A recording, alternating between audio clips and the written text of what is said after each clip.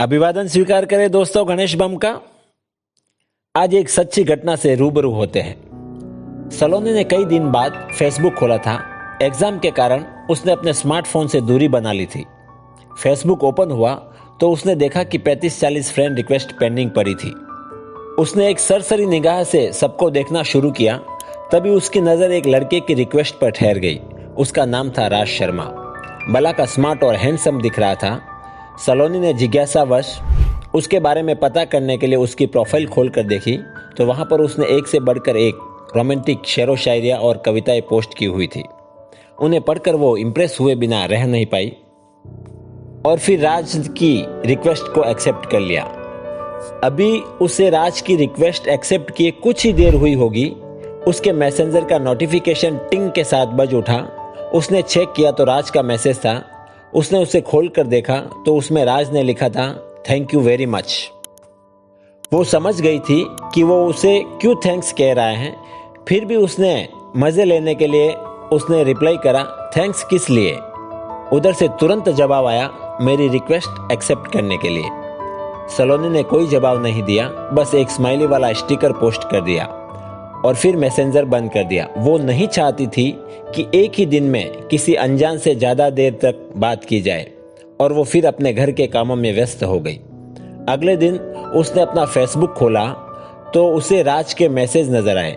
राज ने उसे कई रोमांटिक कविताएं भेज रखी थी। उन्हें पढ़कर उसे बड़ा अच्छा लगा। उसने जवाब में फिर से एक स्माइली स्टिकर सेंड कर दिया। थोड़ी देर में ही राज का रिप्लाई आ गया। वो उसकी हॉबीज के बारे में पूछ रहा था। उसने राज को अपना परिचय दिया। उसका परिचय जानने के बाद में राज ने भी अपने बारे में बताया कि वो MBA कर रहा है और जल्दी से ही उसकी जॉब लग जाएगी। और फिर इस तरह दोनों के बीच में चैटिंग का सिलसिला चल पड़ा। सलोनी को अब उसके मैसेज का इंतजार रहने लगा।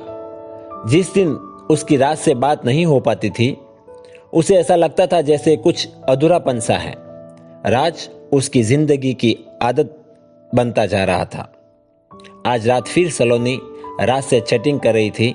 इधर उधर की बातें होने के बाद राज ने सलोनी से कहा, यार हम कब तक यूं ही फेसबुक पर बातें करते रहेंगे। मैं तुमसे मिलना चाहता हूं। प्लीज कल मिलने का प्रोग्राम बनाओ ना। सलोनी खुद भी उससे मिलना चाहती थी और एक तरह से उसने उसके दिल की बात कह दी, लेकिन पता नहीं क्यों वो उससे मिलने से डर रही थी। शायद अनजान होने का डर था वो। सलोनी ने यही बात राज से कह दी, अरे यार इसीलिए तो कह रहा हूं कि हम मिलना चाहिए जिससे हम एक दूसरे को अच्छे से जान सकेंगे। राज ने उसे समझाते हुए मिलने की जिद की। अच्छा ठीक है, बोलो कहाँ मिलना है, लेकिन मैं ज्यादा देर तक नहीं रुकूंगी।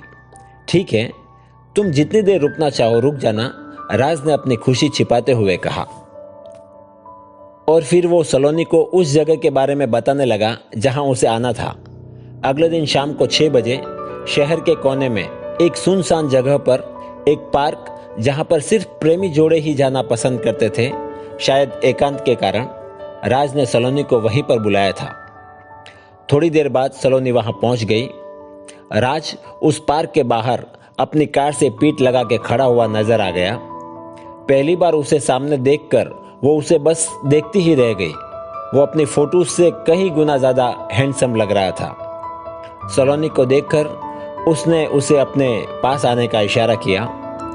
उसके इशारे को समझकर वो उसके पास आ गई और मुस्कुराकर बोली, हाँ अब बोलो मुझे यहाँ किस लिए बुलाया है।